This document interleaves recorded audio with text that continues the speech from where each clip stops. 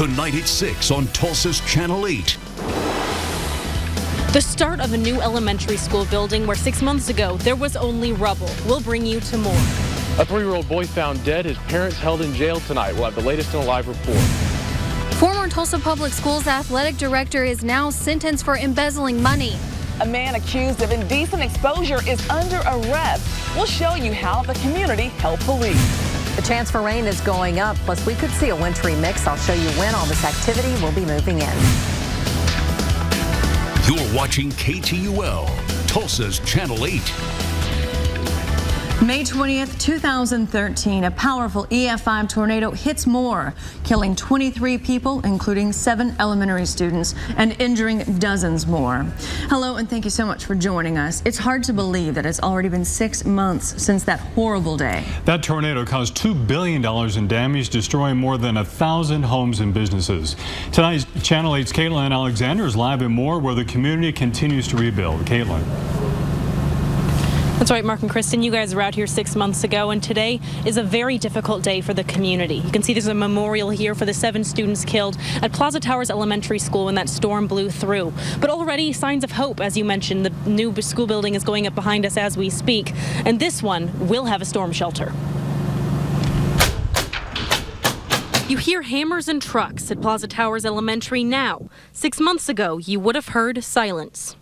I don't know what you could say that could ever make things better for them. 7 families mourning 6 months later, but the 7 crosses at the school site show you the community on the mend is still mourning too. I've told everyone this is the largest small town you'll ever come to. Everybody knows somebody in some way, and that interweaving of knowing each other has really held us together. Jimmy Fleming with the school district says 3 schools saw damage in May, one of them Plaza Towers. We have some walls going up, which I have to tell you has really been a sign of hope for the community. The 3 damaged schools are getting storm shelters. 87% of that money is coming from FEMA. The rest is up to the district to raise. Julie Alarcon wishes there were more shelters to go around. She lived near Plaza Towers when the tornado touched down, and it took everything. Her family has since moved, and her children's school does not have an official shelter. That's insane. I mean, how many times is this going to happen? The state does not require shelters in schools. Alarcon says if there was even a chance of a tornado in the area, she would not send her kids to classes. Meanwhile, students without school buildings have temporary classrooms. The Plaza Towers student body is here at this junior high. When classes resume back home in August, the school district's changes, and 7 angels will hopefully provide protection. The main thing that you can do is to move forward and to move forward strong and as safe a way as possible, and that's what we're doing. And Fleming says that before the storm came through, there was already a previous bond issue to build some new school buildings with storm shelters. So those buildings will also have the same protection. Live and more, Caitlin Alexander, Tulsa's Channel 8. Caitlin, thanks. If you want to help pay for a storm shelter for a school, we have a link to a website that you can help. It's with this story. Just go to our website, k2l.com. And now, the first forecast in the Oklahoma Ford Storm Center. And we are tracking our next storm system. It's just back to the north of us, but this thing is going to come slamming into the state. And while we're not looking at a severe weather threat, we are looking at the potential for winter weather across parts of the central and southern plain states. Winter weather advisories have already been issued for parts of Kansas, not here in the Sooner State, and really not expecting that. But I think some of the heaviest accumulation will be back to the north of us. So if you have some travel plans into Kansas over the next 24 to 48 hours, roads could become slick. What we are expecting here, though, is that overcast skies tonight will start to materialize into some showers and possibly even some thunderstorms by the early morning hours. Right now, it is dry across the area, but we are looking at cloudy skies. A few showers have been developing just right around Enid to Kingfisher and Watonga, just north of Interstate 40. And what we're expecting is that this activity will increase in coverage. Temperatures really expected to be one more mild day on the way, and really a very mild start to your Thursday morning. We're looking at lows in the low 50s as the chance chance for showers begin to pick up, along with the strong winds. I'll show you which areas will see the best chance for a winter mix coming up in just a little bit. Okay, thank you, Jennifer. Rogers State University is mourning the death of a longtime professor. Dr. David Tate was hit by a car and killed while walking across Highway 18 near Chandler last night. RSU says Dr. Tate was an associate professor of history and political science. The university has made grief counselors available for students. Funeral arrangements are still being made. A community is in shock after a 3-year-old boy is discovered dead. Tonight, police are calling this crime heinous. The boy was found unresponsive inside his Tahlequah home yesterday. His mother, Jerry Sanders, and her roommate, Buford Ellison, are under arrest for murder. Channel 8's Ethan Calloway is live in Tahlequah with new developments. Ethan. Police say when they found the boy's body yesterday, it was clear this was a suspicious death. Now neighbors who knew the 3-year-old and his parents are outraged and shocked. What happened here at the Stepping Stone rooming house yesterday has left neighbors reeling from the loss. Those who knew 3-year-old Dakota, like former babysitter Amber Harbison, say the boy was like a member of the family here who brought cheer to anyone he was around. Tahlequah police say the scene of the boy's death seemed suspicious right from the start, with the parents quickly confessing to suffocating and/or choking the 3-year-old, whom they told police had been having trouble sleeping. Tahlequah Police Chief Nate King says this particular type of case is not one the department sees often. He says the scene made some investigators physically emotional. You know, when you witness officers that have been on the job 15, 20 years shed tears, you know you're dealing with a heinous situation. And both of these parents are being held in the Cherokee County Jail tonight without bond. We're live in Tahlequah tonight. Ethan Calloway, Tulsa's Channel 8. Thank you, Ethan. Police also say the boy had been dead for several hours when they found him. The child's babysitter reportedly contacted police. 7-year-old boy kidnapped in Texas is found here in Oklahoma. Investigators say Stephanie Cotton took her son from her parents' home in Wimberley, Texas, Tuesday morning. She does not have custody of the boy. Grandparents were concerned because the boy requires medicine and his mother has a criminal past. My daughter's been through a lot of medical problems. She also has AVMs. She's had cancer in her back. She got started and went on into things that weren't good for her. Deputies found Cotton and her son in Claremore last night. They're both being taken back to Texas. The former athletic director for Tulsa Public Schools will spend 7 months in prison. Stephanie Spring was sentenced in federal court this afternoon. In March, she pleaded guilty to embezzling thousands of dollars. Channel 8's Kimberly Holsey joins us now live in downtown with more on the sentence. Kimberly. Well, Christian, you're right. She is going to be sentenced to 7 months in prison, along with having to pay back all of the money that she took, plus an additional $10,000. She was hoping for both probation and no prison time. Surrounded by more than 24 friends and family, Stephanie Spring had no comment after the judge gave his sentence. During the sentencing, Spring said she was sorry for what she had done and that she had shown a lack of judgment. Chief of Police for Tulsa Public Schools says this is a sad day for everyone involved. It's a very sad situation when people with so much promise, so much going for them, make mistakes like this. Spring does have to pay back the more than $92,000 she took, which Ruddock says is good for the district. But these things are hard when someone you have worked with for years. You know, when you work with people day in and day out, you trust them and you have relationships with them, it's very difficult. So this is a difficult time for all of us. Now, the judge also told Spring that he gave her this sentence because she should have known better. Reporting live, Kimberly Holsey, Tulsa's Channel 8. Thank you, Kimberly. Spring has until January 7th to report to prison. Once her 7-month sentence is up, she'll be supervised or on supervised release for another 3 years. Tulsa police arrest 2 people suspected of a home invasion robbery. Russell Thorngren and Elizabeth Hughes are accused of breaking into the house near 35th Memorial last Saturday. They both face charges of first-degree burglary and both had outstanding warrants. Tulsa police arrest a man accused of indecent exposure inside a South Tulsa Walmart. Police were called to the store at 66th and Memorial at 8:30 this morning. A woman says she walked into the women's restroom and found the man performing a lewd act. The victim followed the suspect and got his tag number. Police tracked down Brian Hounslow and arrested him. Police make another indecent exposure arrest at a local park. Witnesses made sure police caught the suspect. It happened at Lacey Park near North Peoria and Virgin. Channel 8's Kim Jackson says it shows this community refused to be victimized. Police say a woman was walking laps around the gym when she noticed someone in the bleachers. What she saw was enough to make her run for help. Police say the woman showed up at Lacey Park around 8 in the morning to exercise. Surveillance video captured this man, Trevin Brewer. Investigators say he showed up as well. Basically, she had gone to Lacey Park to just exercise, and she was going into the gymnasium. She was going to walk and exercise, and a individual entered the gymnasium with a large duffel bag and sat down and began masturbating in the bleachers. That was hard for these young men to believe. If someone did that to my sister or mother, then it'd be a bad outcome, because that's just not right. The woman in this case ran away to get help. The surveillance video was released to the public in hopes of identifying the suspect. Someone called Crime Stoppers. When somebody comes forward with either a Crime Stoppers tip or calling us directly, that's what we need. 30-year-old Trevin Brewer is now charged with indecent exposure. Police say that sometimes is a starter crime to more violent ones. Lacey Park has basketball for the kids, karate, Zumba classes, cooking classes. They want everyone to know this is a safe park. In North Tulsa, Kim Jackson, Tulsa's Channel 8. Police warn that engaging in a conversation may only infuriate a suspect and possibly lead to a more dangerous situation. Still ahead, a big donation for the Tulsa SPCA. And Congress gives its highest Medal of Honor to code talkers from 33 Native American tribes. And we have one more mild day on the way before this really cold air that's pushing out of Canada pushes to the south. I'll show you when that cold air will be arriving and what other kind of changes it will bring to the area. Welcome back. Congress bestows its highest civilian honor, the Congressional Gold Medal, on American Indians who use their native language to outwit enemies and protect American battlefield secrets during the 2 world wars.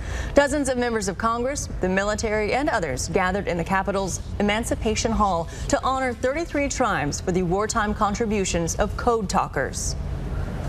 In all, 33 different tribes contributed to code talkers, 10 of those from my home state of Oklahoma, 3 from my district, Choctaw, Comanche, and Kiowa. And they saved lives, and they won battles. Congress previously awarded the gold medal to code talkers in 2008. Today's ceremony was for the tribes not included in that first honor. A local credit union just made things better for the animals at the Tulsa SPCA. The First Oklahoma Federal Credit Union presented the SPCA with a check for $8,000. The money was raised for the golf tournament back in September. Organizers wanted to bring awareness to the SPCA because they're in need of extra funds, food, and supplies during the winter months.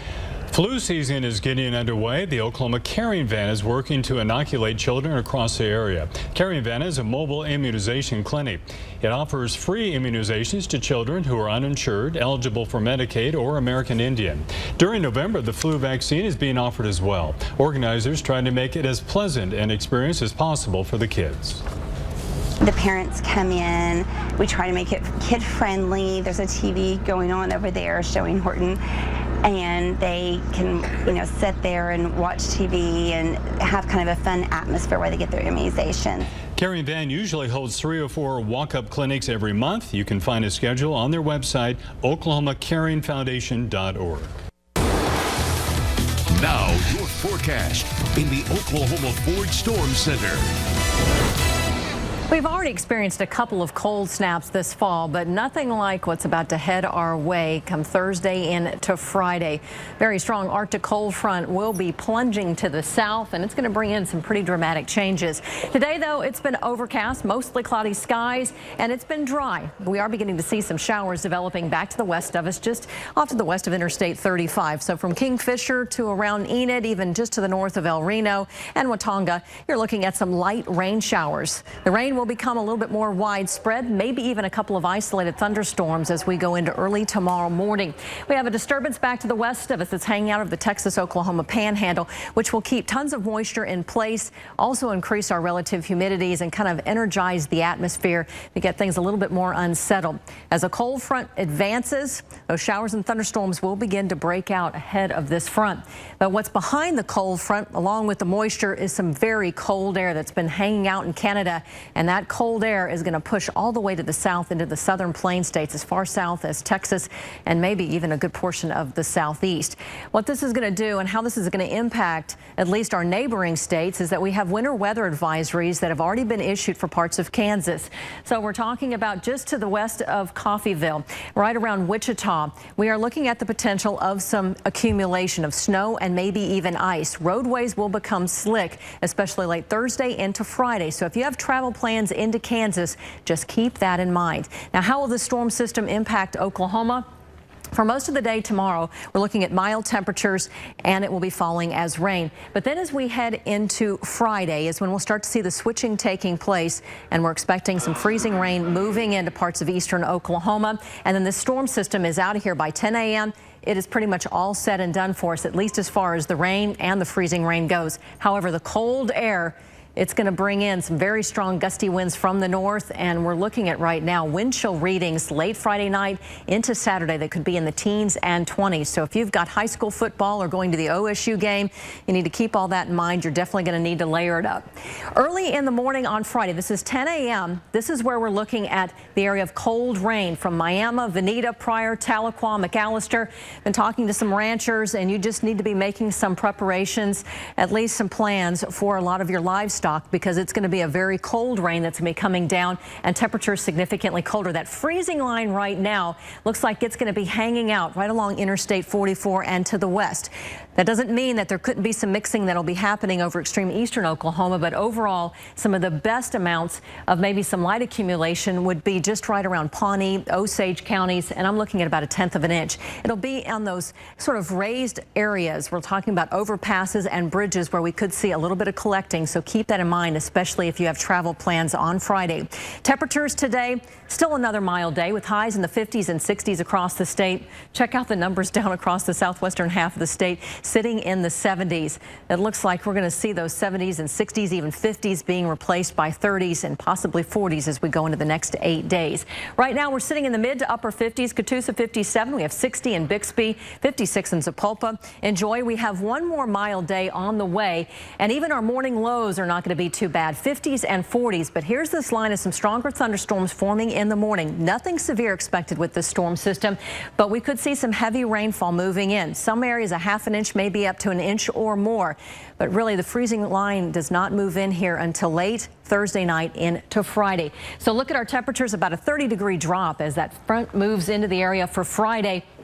And I am looking at the rain tapering off in the afternoon and evening, which would be great news for high school football. But again, it is going to be a cold night. On Saturday, 43 degrees, but notice that we have another system coming our way Sunday into Monday, and that could bring another mix. I know Thanksgiving's just right around the corner, and it looks like it's going to be cold. Okay, thank you, Jennifer. All right. While he hasn't received as much publicity as some of the other elite players, the best college basketball player in the country may be right here in Oklahoma. We'll show you why right after the break. Last year I didn't shoot it very well, so that was another big reason I stayed. Smart, his shot is very much improved. It's not all about me. It's not that type of show. Basketball is a team game. Marcus Smart finds the freshman Stevie Clark. We already knew OSU point guard Marcus Smart was a great player. He finished last season as the National Freshman of the Year, but he surprised everyone by deciding to come back to Stillwater for a second season. And Smart is surprising everyone again with that kind of performance he put on last night against a top 10 team, no less. Career high 39 points. It was a performance that even left Thunder star Kevin Durant saying Smart could play in the NBA right now, but the OSU sophomore is keeping it all in perspective. This is my first, probably, I think, 30-point game ever in my career. It's amazing, but it was a great team win out there. Like I said, if it wasn't for those guys, I probably wouldn't even have 30 points tonight. You can find another top 25 opponent playing in Oklahoma this evening, and it happens to be right here in Tulsa. TU hosting number 14 Wichita State this evening at the Reynolds Center. Shockers made it all the way to the Final Four last season and are off to a 4-0 start. Tip-off is at 7. At the time it happened last Saturday, you could argue OU needed to make a switch at quarterback anyway. The Sooners managing just 3 points well into the second quarter, but starting QB Blake Bell left the game with what was later diagnosed as a concussion. Now, reports out of Norman say Bell is still dealing with the lingering effects of that blow to the head. Redshirt freshman Trevor Knight will make his first road start Saturday at Kansas State. However, 2 other OU starters on offense are reportedly out as well. Senior running back Damian Williams and wideout LaColton Bester were suspended this week for a violation of team rules. Williams is Oklahoma's leading rusher so far in 2013. And given how Kansas State is on a 4-game win streak, this is definitely not the time that you want to, have a lax in judgment and that sort of thing, because all they need is one more win for Bob Stoops to become the all-time winningest coach. Hope he does it. We'll see. Yeah, thanks, Sean. And another look at weather. I'm not going to be anybody's friend here the next 48 hours. Oh, I know. You know what? 60 tomorrow, good chance of rain, and then we will see a little bit of mixing going on across parts of green country for Friday. Much colder day. And I know early running for the marathon Sunday morning, you're looking at 26 degrees. I know. And then possibly another mix coming our way by early next week. Okay, thanks for the heads up, as always. Fast. Yeah, that's our news tonight. Thanks for watching. Wheel of Fortune up next. We'll see you at 10 o'clock.